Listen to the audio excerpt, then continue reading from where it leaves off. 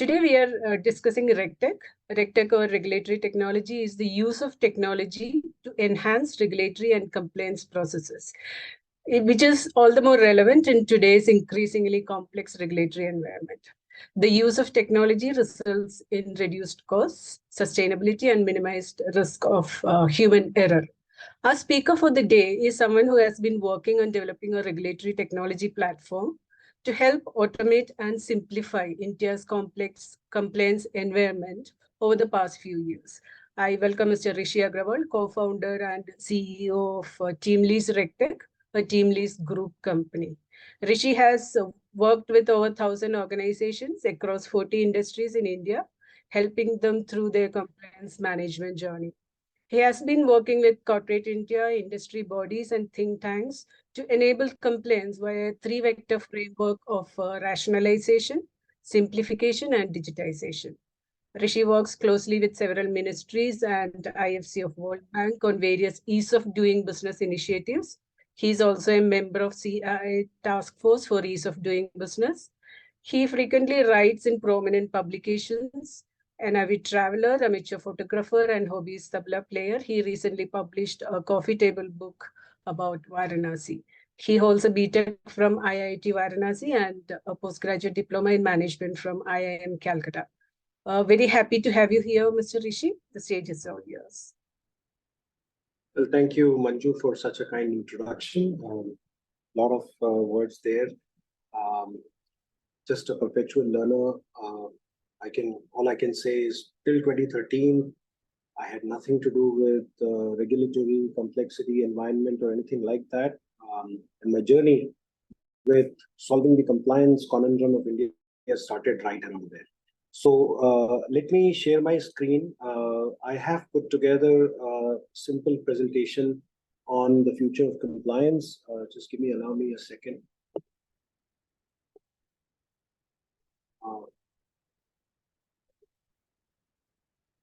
Can someone just check and tell me if they're able to see my screen? Yes, we are able to see. It is okay. Excellent. So no conversation on regulatory technology can happen in absence of understanding of what is the complexity, what is the problem that we are trying to solve. And the first 15-20 minutes of my conversation today, I will basically spend on talking to you about the problem that we face and why is it so complex? What are the vectors that contribute to this complexity? Why does it need solutioning? How this is a binding constraint in India's march to becoming a $47 trillion economy soon or a $5 trillion economy in the near future? Why and how the solutioning will happen via technology is a conversation that we are going to have. For some of you who are familiar with the word RegTech, it's basically a jargon which has come up, which is a popular one, just like FinTech. Anything with the word tech becomes glamorous, and regulatory technology became RegTech, became a glamorous word. The only part which is glamorous in this whole equation is the word. Everything else is pretty boring, pretty complex, and not so exciting in general. Let me paint the picture of the country and then come to the idea of complexity that regulatory environment presents today, and then we'll talk about how technology is going to solve it. India's economy looks like this. There are about 63 million enterprises in the country, 6.3 crores in a simplified version. About 12 million today are registered for GST. So you can see there's a fallout of about only a fifth in that category registered. Out of 63 million, only 1 million are registered for Social Security. For some of you who are not familiar with the word, ESIC and PF are primary indicators of Social Security. You can see that 98% of our enterprises are informal enterprises. Less than 1% are registered, less than 2% are registered for Social Security. Only half of that actually contribute actively to Social Security. So the rest of the half have either died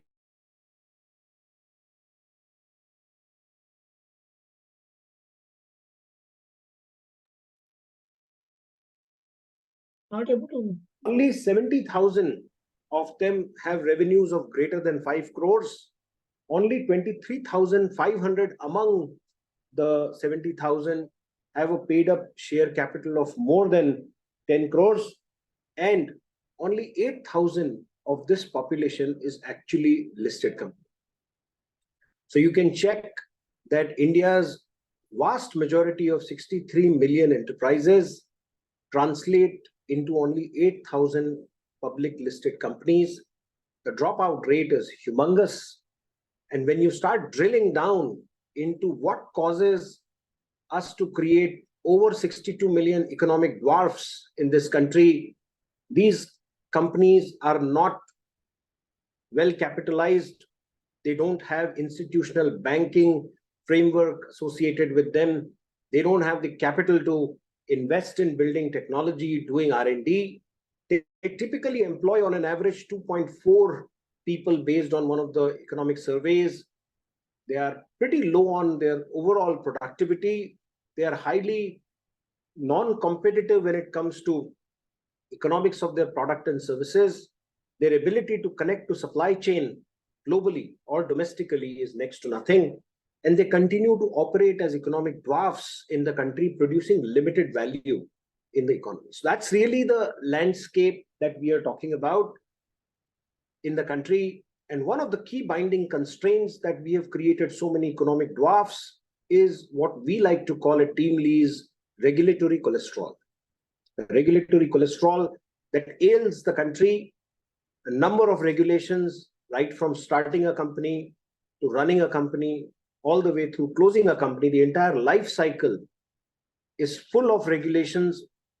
Many of them created pre-independence in the colonial times, have a very colonial look, feel, and ramifications to those. Many of them were created right around independence. So if you look at our Factories Act, it's called the Factories Act of 1948. So you can check that it was created in 1948. And imagine the socio-economic political scenario of this country in 1948, right around independence. We were still trying to stand on our 2 feet as an economy. And we were still trying to figure out how to run our country with our own governance model and how to run the democracy. Private sector had no role, no presence, a minuscule, small percentage contribution to the country's economy. Public sector was contributing whatever little to job creation and so on. And our Factories Act, which is supposed to be regulating our manufacturing, was written at that time. And guess what? Till date, it is in vogue. So while the labor codes have seen the parliament and everything else has happened, but even today, if you want to manufacture in the country, there is an act called the Factories Act of 1948, and whichever state you are manufacturing in, the rule can easily be between 200 to 250 pages. And a typical factory, even if it's a small factory, is probably governed with anywhere between 200 to 400 compliance, give or take, at any point in time. So that's largely the context of India. That's largely the context of regulatory environment in the country, which we all need to understand before we talk about RegTech. Moving forward, what is this regulatory environment which affects employers? So we at Team Lee's RegTech in the last 10 years have spent a phenomenal amount of resources in getting our arms wrapped around this problem. There are 1,536 unique acts and rules that govern doing business in the country. These include laws at union level, state level, and local body levels. These laws are not applicable to one specific company, but that's the ecosystem in which corporate India operates. Among the 1,536 different acts and rules are 69,233 unique compliances across the law of the land.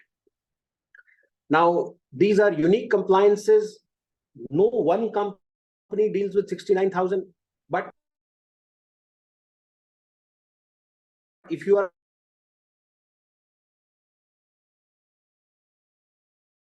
a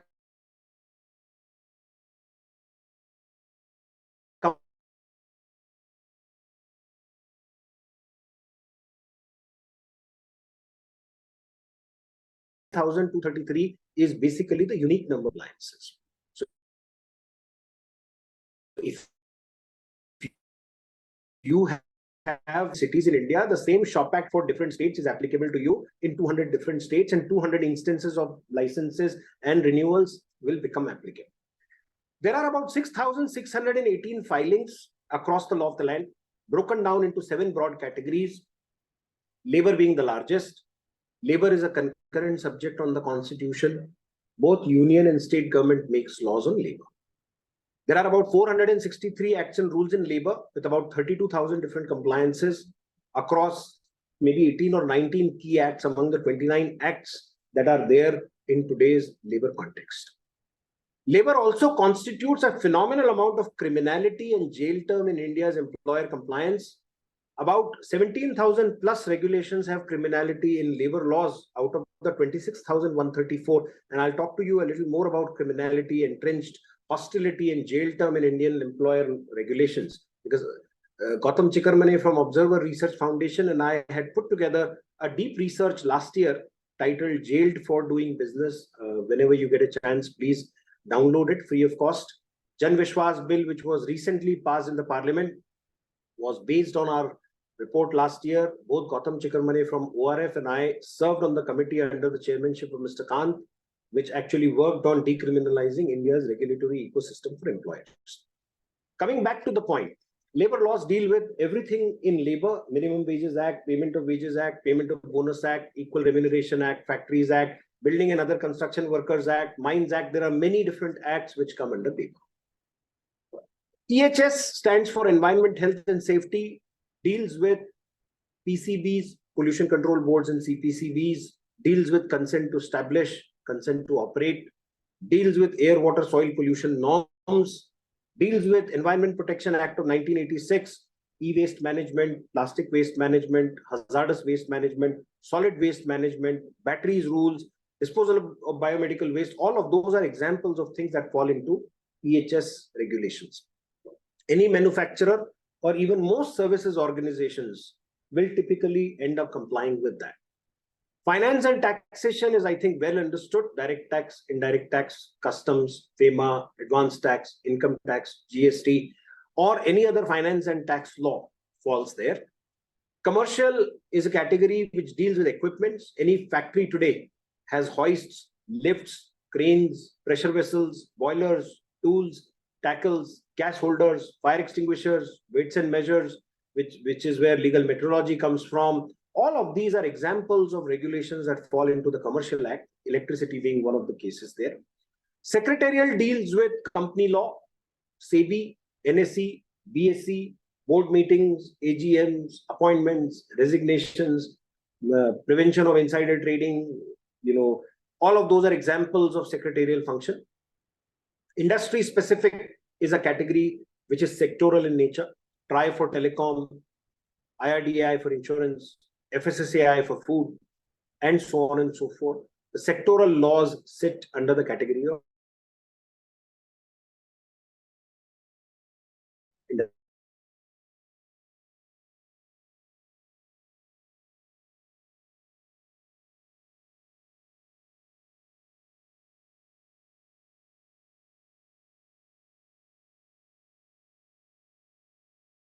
industry specific. So if you look at this, specific is the only category, manufacturer, pharmacist. Other categories are broadly applicable. The industry specific category brings in the flavor of law, which is unique to the sectoral regulator or sectoral presence in that area. That's really the size of the regulatory ecosystem. The right side graph or India's map that you see represents the compliance burden in different states. Moving on, just so that all of us are on the same page with respect to what is regulation or what are examples of regulation. I've crafted a few here. Any kind of licenses, registrations, permissions, consent orders, returns, registers, challans, payments, remittances, displays, exemptions, committee-based compliances. All of these are examples of various compliances that a company deals with. By no means this is a comprehensive list. This is just an illustrative list for you to understand when we talk about statutory compliances, what do they mean? What kinds of colors, sizes, shapes, textures are there? What kind of complexity and nuances do they bring up? Various licenses have different kinds of forms, different appropriate governments, different methodologies. Some are electronic, some are physical, some can be done self-help, some enable online payment, some require a public sector bank-based, challan-based payment. All of these are various flavors. Some of them, the law requires you to file for a renewal 60 days prior to the expiry, and so on and so forth. Different states have different calculations, different states have different penalty, and so on and so forth. So the complexity that we are talking about, the ambiguity that we are talking about, the interpretations that we are talking about is non-trivial by any stretch of imagination. Just some words to the text that I mentioned earlier. 3 levels of complexity: union level, state level, local body levels. Now, local body includes municipal corporations, Zilla Parishads, Gram Panchayats. If you have a presence in MIDCs or SEZs or STPIs, there are additional compliances that come to you from being present in those areas. There are 3 types of compliances to complicate matters. There are time-based compliances, there are event-based compliances, and then there are checklisted compliances. Time-based, the name suggests, have a time period associated with them: monthly, quarterly, half-yearly, annually, once in 3 years, once in 5 years, are various kinds of frequencies associated with time-based compliances. Event-based compliances, again, there are flavors of them: secretarial events, non-secretarial events. Secretarial events means you are appointing directors, resigning directors, AGMs, board meetings. All of those are secretarial events. When a secretarial event happens, say, for example, you're setting up a board meeting, there are compliances before the date of the board meeting, on the date of the board meeting, and after the date of the board meeting. There are resolutions, there are votings, there are agendas, there are minutes, there are resolutions which have to be uploaded to the MCA website, and so on and so forth. All of those are examples of secretarial event-based compliances. Now let's talk about non-secretarial event-based compliances. So suppose there is a fire in the factory or an accident happened. The accident led to some loss of life and limb. Somebody got hurt grievously. Somebody died. Depending on what was the cause of the accident, whether it was an electrical fire, chemical fire, short circuit based, petroleum based fire, what happened as a result of the accident, who died, whether that worker's salary was over a particular limit, under a particular limit, all of these become complications to understand your liability, reporting requirements, time sensitive reporting requirements, to whom do you report, in what format do you report, which inspector should be brought in, what act under which compensation will be managed. All of those become examples of non-secretarial event-based compliances. Last item there is checklisted. If you are operating in the state of Maharashtra, you may have come to any office where you would see Yethe Bal Kamgar Kam Karit Nahit, means we don't employ child labor, or Ravivar Avakash Ahe, or the name of the company in Marathi or Gujarati or whatever it is. Different states have different display requirements, is an example of items which need to be there 24/7, 365. There is no specific time frame or time limit to when that item has to be on display. You can't say that 1st of the month I had it on display and 31st of the month I don't have it on display. When an inspector shows up at 3 in the morning, you can't say till 5 p.m. in the evening it is on display, and after that it is not on display.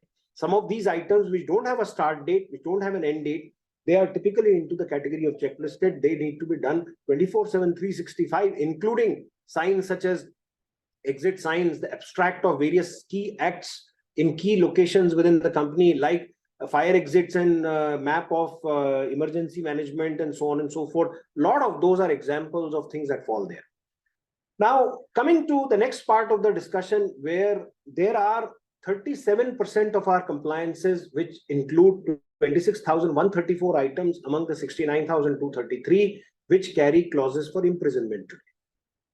The imprisonment can go from 3 months to about 10 years. There is a detailed report, 109-page report, that Gautam Chikarmane, Vice President of Observer Research Foundation, and I co-authored last year. It is titled as Jailed for Doing Business. It dissects the complexity of India's regulatory ecosystem, clearly sheds light on the regulatory cholesterol ailing the economy, which is a binding constraint where the law can put a job creator into a jail for trivial non-compliances. Please pay attention to the last 2 words that I mentioned here: trivial non-compliances, procedural lapses, tactical lapses, which are not related to any malintent or anything like that. And I'll give you some examples, and you should read up the report if you are interested. Based on the report that we had published, Cabinet Secretary invited us for a discussion, acknowledged the presence of hostility and deeply entrenched criminality in India's ecosystem, created a committee under the leadership of Mr. Amitabh Kant. I served as a member on that committee along with Mr. Gautam Chikarmane as the two private players outside of all the various ministries who were there. And our work led to the first comprehensive bill to decriminalize 42 acts and 186 line items, which set the ball rolling recently. And just like all of you were celebrating the passage of Data Privacy Bill recently, Gautam Chikarmane and I also had a small round of celebration online because Jan Vishwas Bill also saw the green light. And both of us played an important role in putting the research which led to the formation of the committee and which actually led to the creation of the bill. Now, hopefully, this kind of gives you a sense of where the complexity in India is coming from. Let me take a few seconds pause, unshare my screen, and see if there are any open areas or questions that I can address before we move forward to the next area of our discussion.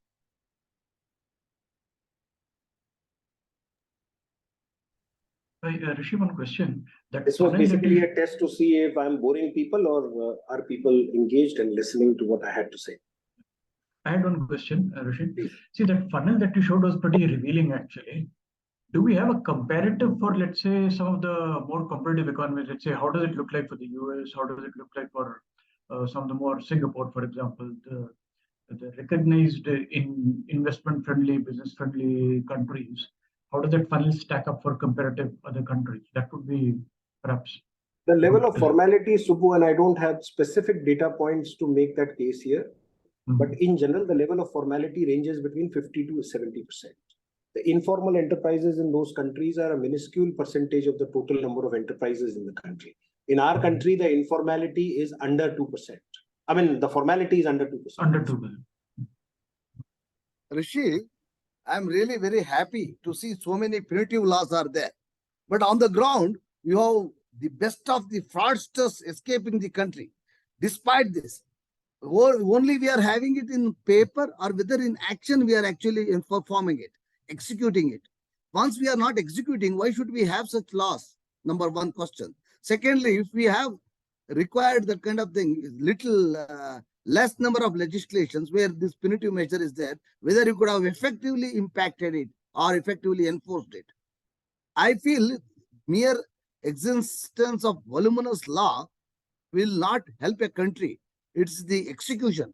When we have failed in the execution, I think we can remove the unnecessary things which are not at all operational, things like that. And can we not come out of that kind of glut or what the term you used, I am unable to recollect of the... I was referring to it as regulatory cholesterol. Cholesterol, yes. We can come out. That's what I feel. What's your thoughts on that? Word, and how do I refer to you, sir? Kodandaram? Kodandaram. You can call me Ram. Doesn't matter. Okay. So Ram, great point. The only point I'll make to you here is any economy, any city, any state, whether developing, developed, underdeveloped, doesn't matter. 95 or 92 or 93 numbers can change. Percent people, they want to abide by the law. There are fringe elements who will be on the wrong side of the law, who would want to take shortcuts in life, who would want to break the rule. Still, you don't try and make the laws to harass the 95% of the population. You make laws so that any miscreants, there are enough deterrents in the system so that once a miscreant is identified and proven that they have done the necessary, whatever they have done with evidences, the whole system is primed to make sure that the other 95% of the people can lead a normal life. If you look at India's employer compliance universe, I'll draw your attention to the 1980s and 70s Amitabh Bachchan movies where Udyogpati was always a chore. R.K. Gupta in Diwar or Trishul or any one of those number of movies was an exploitative businessman who was always prospering. It was a zero-sum game. If the Udyogpati or the industrialist had to become moneyed or rich, it was only going to be at the cost of the poor, via exploitation, via theft. All of those were common themes that were peddled in the country during a period of time where our socio-economic, political thinking was different. Today, private sector creates vast majority of the jobs in this country. Private entrepreneurs are creating billion-dollar setups, and we celebrate those setups. Private investors from across the world, they bring foreign direct investment. They take the risk, calibrated risk. They put the money in the economy. That creates factories, services, companies, and that absorbs people. And that has, over a period of time, improved the quality of life in the country. We have come from a time when we had to wait for months together in order to get a scooter, years together. My father had a 16-year wait time before he got his Bajaj Chetak.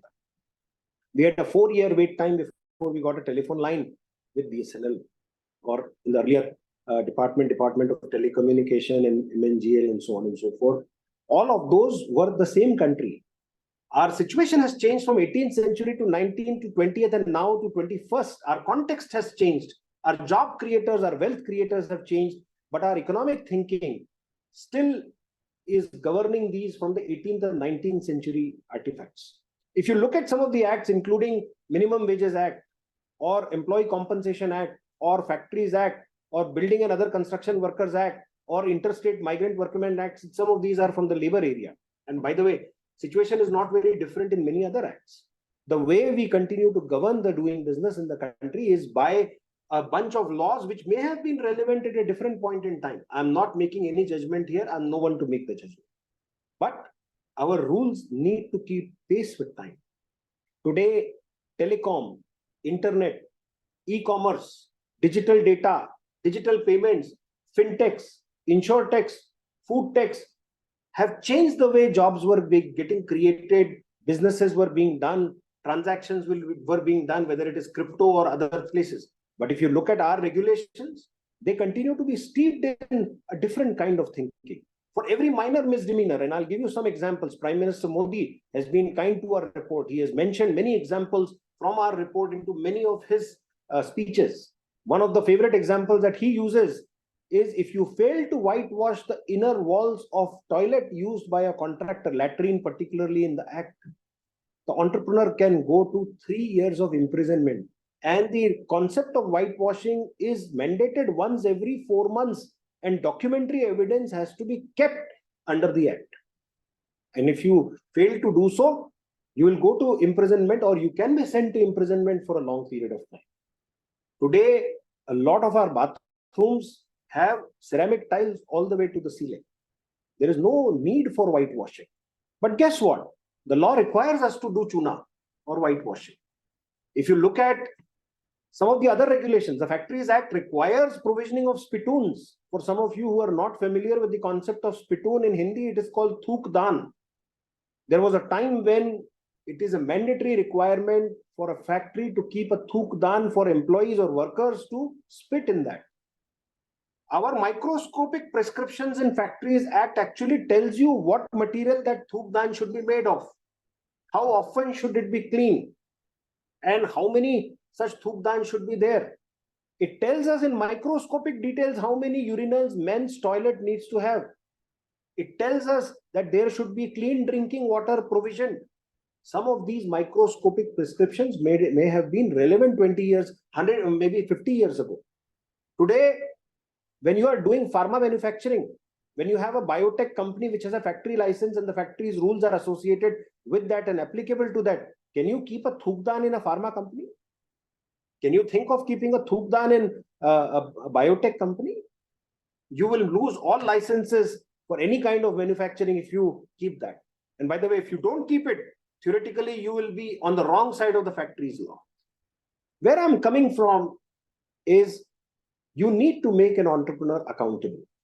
In any capitalist society, there are enough and more white-collared crimes that happen. We are not making a case to remove all the imprisonment, to remove all the criminality, to dilute all the compliances. It will become a law of the jungle if we go down that path. Our idea of this whole work is to make sure that there is sufficient amount of rationalization to the process.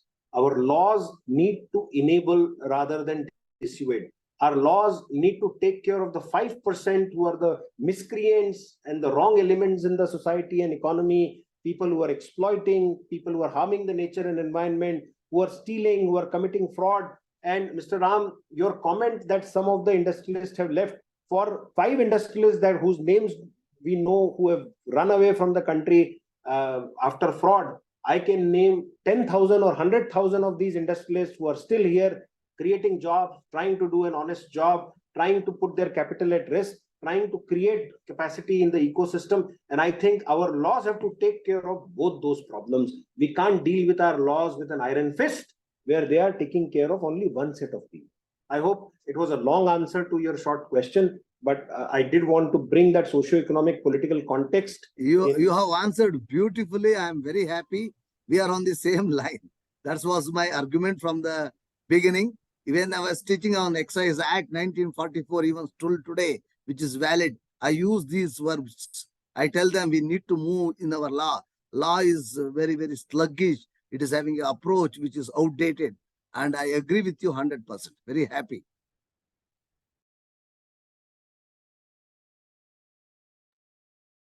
Excellent. Well, thank you so much.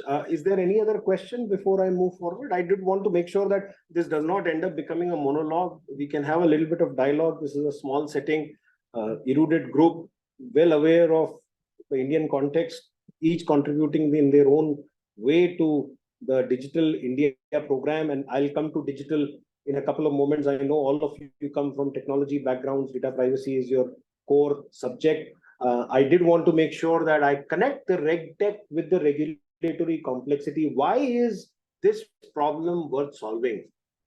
And how technology is solving this problem? For you to appreciate this aspect, I did want to first bring the element of complexity. One question I had, maybe you can address it in the end, Rishi sir. Hello, am I audible? Yes, Yes, very much. Yeah, maybe you can answer it in the end and go ahead with the presentation. It could be chicken and egg. Is the non-compliance because of complex laws, or is the complex laws because of non-compliance? You can answer it in the end. which is the cause and which is the effect? So I will because you've done so much to of answer this research in question. this, but I guess you might want to answer it in the end of it. I'll take it. I'll attempt to take it up in the end. I don't think I will have a perfect answer for the question though.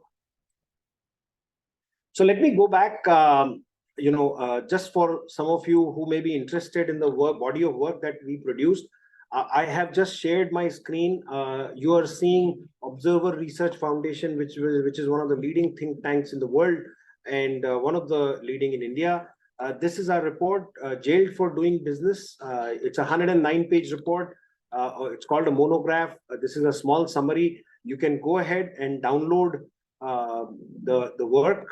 It dissects the entire ease of doing business in the country. Link is available plentifully all over the internet. You can simply type Jailed for Doing Business and you will find this. You don't even need to remember my name. Okay, I hope my screen is visible. I'm just quickly going to go through 1 or 2 provisions and then move forward. What you're seeing here is some illustrative examples displaying, failing to display the notice every quarter with respect to leaves carry forward by workers, 2 years of imprisonment.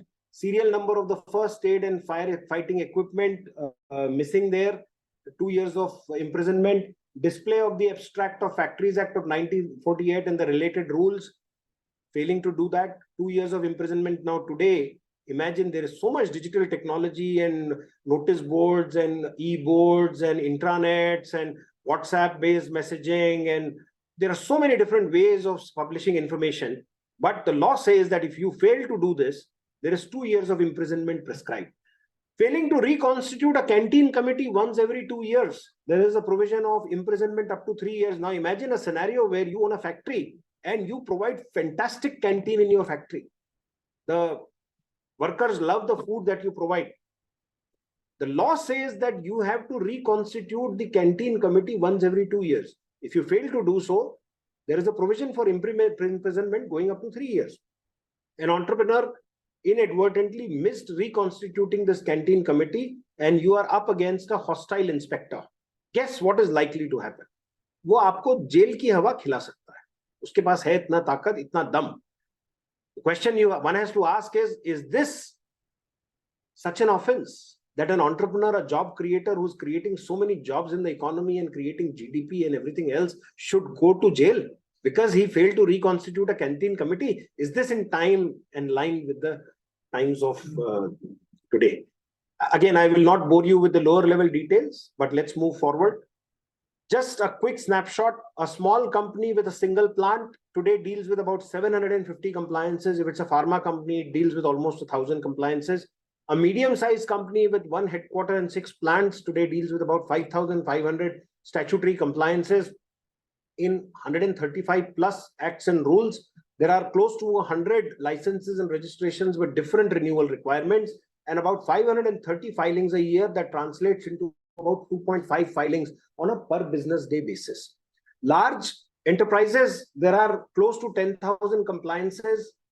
These are only factory organizations. If you're dealing with the retail chain, we have over 1,600 enterprise customers in India. A number of large retail chains work with us. A typical retail chain only with 10 or 11 retail outlets deals with about 3,000 plus compliances in a year. And for every new outlet, you're dealing with another 250 to 300 compliances. So technically, if you're dealing with 100, say, outlets, just do your math and you will know the number of compliances that such an organization will deal with. Every outlet will have 10 to 15 licenses, whether it's a meat license or various kinds of licenses, including the Shop Act and the FSSAI and the legal metrology and so on and so forth under various acts. All of those need constant supervision, reminders, alerts, renewals, dealing with various kinds of intermediaries and consultants, dealing with inspectors all the time are common problems that an enterprise would deal with.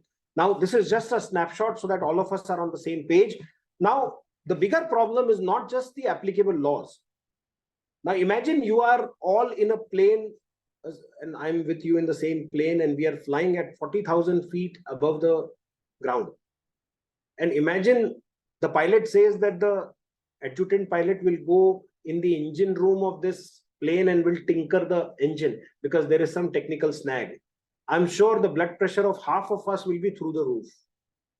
That is the situation that our entrepreneurs face.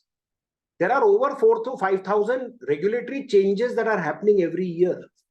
A typical MSME with about one setup, one corporate office, and a small manufacturing plant deals with 400 to 600 of these regulatory changes a year. These are published on 2,233 different websites between union, state, and local body levels. 437 union government, 1,240 state government, and 556 local body websites.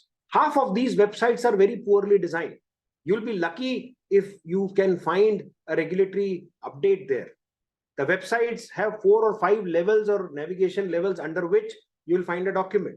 In 3 to 6 months, the document is archived. When you click on the document, you can't find the document. So what did we do? At Team Lee's RegTech, we identified this as a huge problem years ago. And we said, you know what, we need to solve this problem. And now I'm coming to the technical elements of our discussion today. So here is a website. You should go whenever you get a chance. I'm not asking you to go there as a corporate website. This is India's only portal which gives you national, real-time, comprehensive and personalized regulatory updates free of cost across 2,233 websites. This table right here tells you that today there were 19 regulatory changes. Yesterday there were 37. This week over 180. This month over 700 changes. This quarter over close to 2,000. And in this year almost 7,000 changes have happened. You want to understand the lower level detail, just click on any one of those numbers. It will take you to the next level where it is broken down by industry, center, state, regulator, department, ministry, type of changes, categories of changes. Anybody wanting to understand the labor law changes, just click on labor. Click on the change. It's a card layout. You will see what the change has happened, under which act, which state, what category, what is the synopsis. You want the document? We are the only website with thousands, tens of thousands of documents, which are actual documents published by the government. Government does not have this repository today. So that's what we have created. We have used a lot of technology to do this. We have used AI, ML, OCR, SHA-1 cryptographic hash key algorithms. There is a team of 75 lawyers who work with these technologies to identify what has changed, which department, which ministry, which website, what document, what is the action. Is it just an informational update? Is it an actionable update? If an actionable update has come, is there a change to penalty? And I'm just sharing my screen again so that I can walk you through the nature of the changes. These are the nature of changes, illustrative examples. What are the type of changes? There are changes to rates, duty structures. There are changes to minimum wages. There is a reduction of an existing compliance in the existing act. There is an addition of compliance under the existing act. There is a revision to forms and formats. There are changes of frequency to existing compliances. There are changes to dates. There are one-time extensions for given compliance item in a specific period. There are introduction of new bills which convert into acts and then converts into rules and then converts into compliances. Like you are celebrating data privacy, and there are many such items which constantly come. RERA, IBC, many of these have come over a period of time. Serious amendments in the Companies Act comes in. All of these change the way businesses need to be conducted, compliances need to be managed. Today, in 21st century, 23rd year, 8th month, we still have a problem. There is no single resource in the country which tells you what law is there, what has changed, where is the notification, what is the document. There are many different languages in which some of these are published. In law, may versus shall versus should have different meanings and different interpretations, but there is no such resource today also. Information asymmetry is a big problem in regulatory compliance space. And we as a company decided that while we can charge money and people will happily pay for it, but we wanted to create a public good. That's what we have created. We know our competitors come to our website and steal regulatory updates every day. We even know which IP addresses they come from. We also know who those people are. But guess what? In long term, we think the way we are going to transform compliance in India is not by hiding information, but by making it readily available to government and to people and to entrepreneurs so that everybody benefits, the system benefits. And if hum sudharenge, Vishwa sudharega ke tahat, we have continued to do this. Please take a look at our website. If there's anything we can do to change it, enhance it, please reach out to me. I'll be happy to work with you. Take your idea and implement it. What are the key challenges of compliance? Companies Act 2013 makes management accountable, KMPs accountable, board members accountable. They can go to jail for non-compliances. Today, a lot of independent directors don't want to be on the boards of companies because there is jail term as possible penalty for contraventions. Nobody wants to do that. 26,134 items can send an entrepreneur to jail. I just showed you some of that data. Compliance is complex. Thousands and thousands of compliances, different laws, different acts, different provisions, different forms, different formats, different interpretations. While trying to comply with 90% of the items, you may be non-compliant with the 10% of the item purely by contraventions. I told you, thukdan in a pharma company can put you on the wrong side of one law, but if you don't put a thukdan, you will be on the wrong side of the Factories Act, as an example. So just the sheer number of compliances are mind-blowing. Highly manual process. A lot of you, and I want to spend a couple of minutes on this. Many of you work with corporates to help them digitize their operations, to help them craft a digital strategy.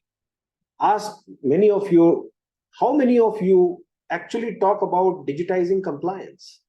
Compliance is a very important item. As long as you continue to comply, this happens under the cover. You drive a Mercedes, it's a great experience. Nobody wants to see what is under the hood. Just open the hood one day and you'll realize how much complex stuff is sitting right there. Compliance is that. One non-conformance, one non-compliance can put you on the front page of Economic Times. Today, social media is in the hands of every employee, every customer. One misdemeanor can put you on Facebook, can put you on LinkedIn. 10, 20 people will rant on LinkedIn or Twitter, and the reputation that a company has created in years can get destroyed in minutes on social media. You can see how LinkedIn or Twitter or platforms such as those can quickly amplify information or misinformation both ways. So today, the rate at which information flows, misdemeanors flow, contraventions get discovered and reported are non-trivial. Companies which are genuine companies looking to grow, looking to create wealth for themselves and their shareholders and their employees and create value for the society, they would want to stay on the right side. However, staying on the right side is not easy. Ad hoc, manual, paper-based and people-dependent compliance programs don't scale. When you're dealing with 10,000 compliances in 200 days approximately in a year, you're technically dealing with 50 compliances a day. These 50 are spread in many different states because you may have warehouses, you may have sales offices, support centers, factories, headquarters, different entities. All of these will create complexity. And if you don't have technology under the hood, you are dealing with an accident waiting to happen. It's not a matter of if, it's a matter of when.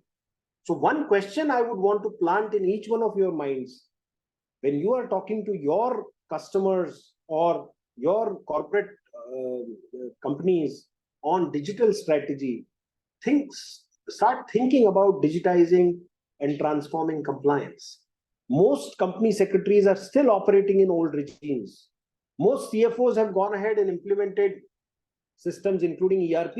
But when it comes to compliance, they still don't think of bringing technology in. But the rate at which we are seeing this industry change is just terrific. In a short span of about 5 years since I have been working seriously on this, we already have about 1,600 companies using technology today. There are at least 27,000 enterprise users on our platform. We are a SaaS company.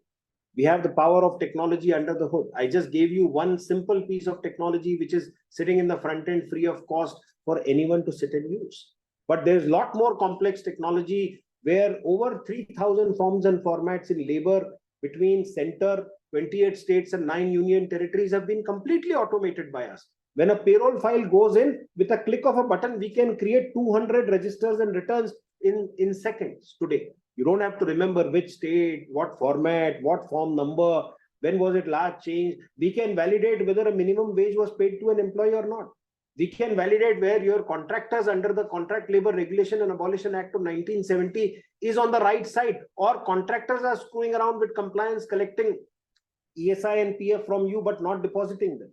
We can do all of these with the power of technology. Today, entire board meeting can be completely digitized. The entire board function, secretarial function, we are working with Madam Madhvi Puri Buch from SEBI. You see, last year she launched our product in the FICCI RegTech initiative for complete end-to-end paperless, presenceless and cashless automation of SEBI compliances.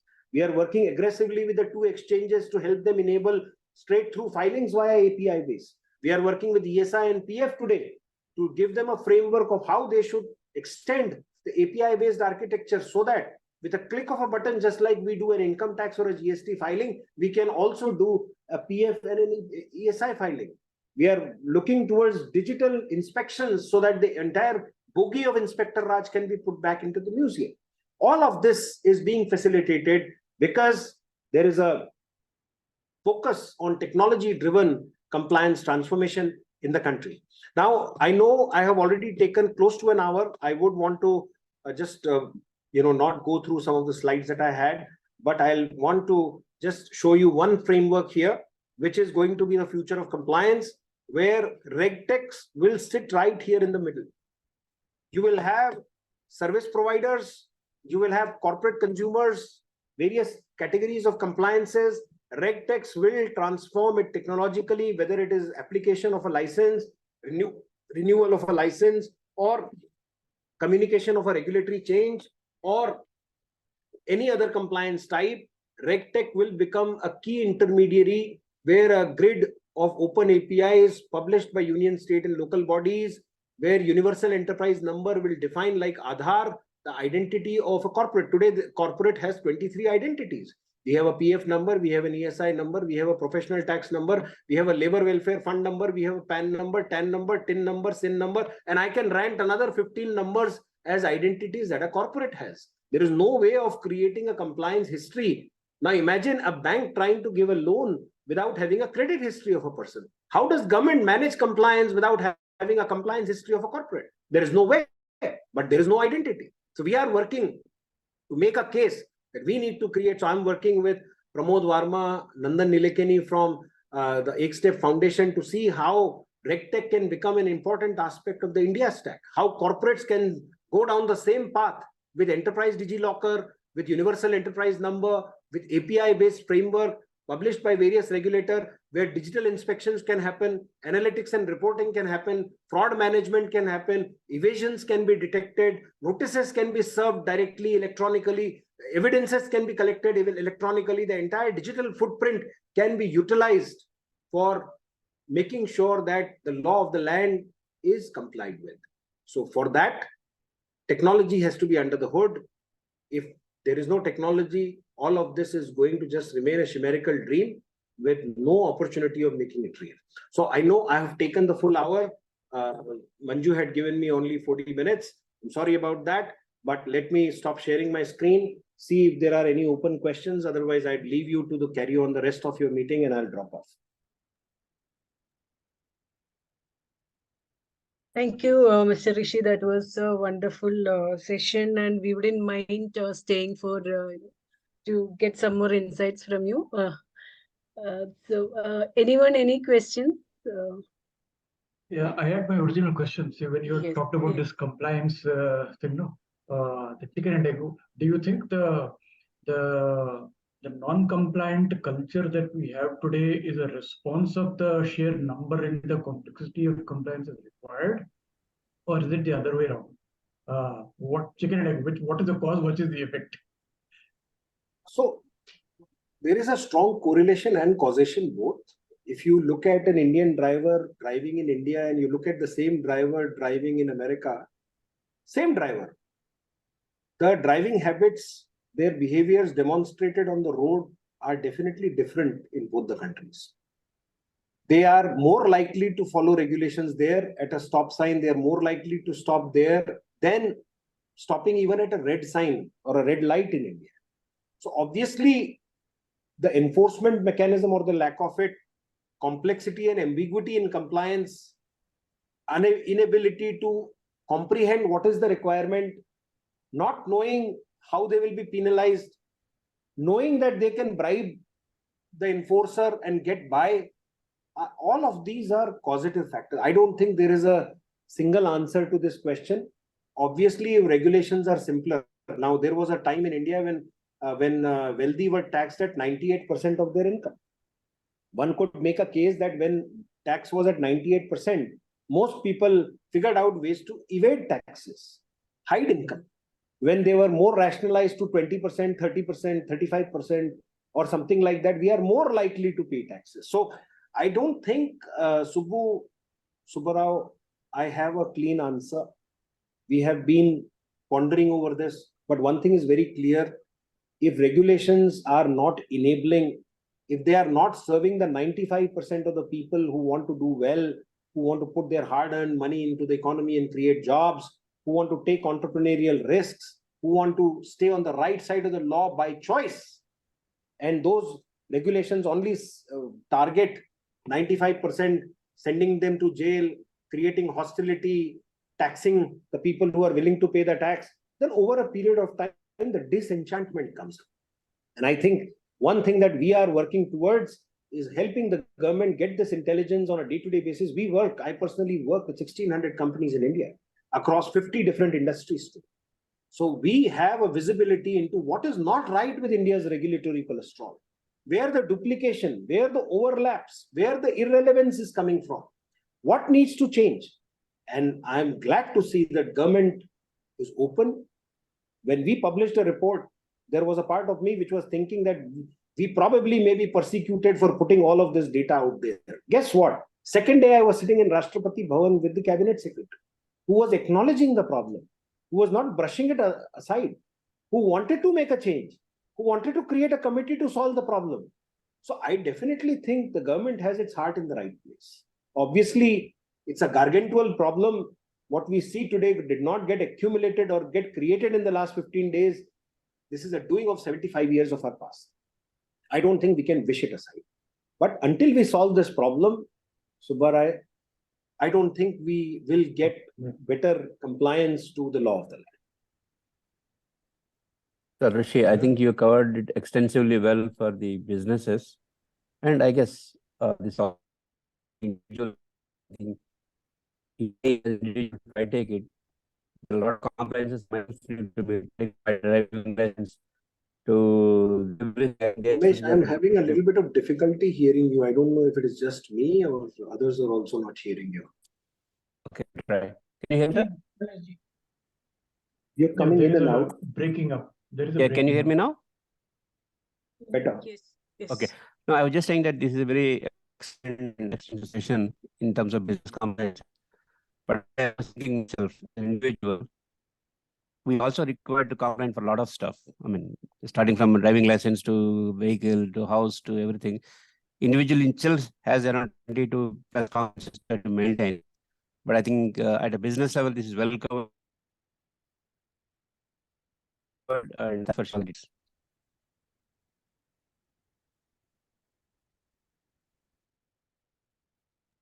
Not sure if anybody else heard him, but I only heard very broken part of what Ramesh said. Namaste, I think you are breaking up a bit. Yeah.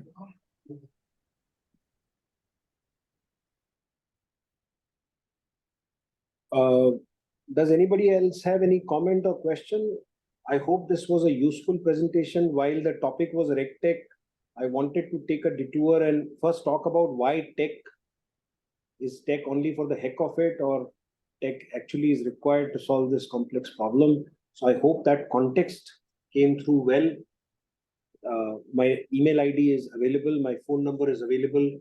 Samir and I have literally spoken for years now. I don't know if Samir is still there because I don't see his name here. Please take my number from Samir. If there's anything that I can do to help you think or deliver better, absolutely please reach out. As I said before, vision is very simple. Either we will work on transforming compliance in India with technology, or we'll die trying. This is a life's mission. This is a complex problem. I have almost spent 10 years trying to solve this problem, and I still feel we are only scratching the surface. There is a long way to go. Another 10 will be required before I can come back to you with confidence and say, yes, I think we have solved this problem. So, I definitely need lots of luck and wishes from all of you, and would love to catch up over a cup of coffee if you are in Pune, or if I'm in any part of your town, look you up and we can catch up. Thank you, Mr. Rishi, for an exhaustive view, interesting facts, and wonderful insights on the magnitude and complexity of the compliance environment, and commendable efforts in educating and helping organizations to navigate through this labyrinth. Thank you so much for joining us today. We really enjoyed the session. I hope everybody will agree with me, and we would like to continue these interactions from this your organization, probably partnering with FDPPI in some of our future events as well. Looking forward to continuing participation.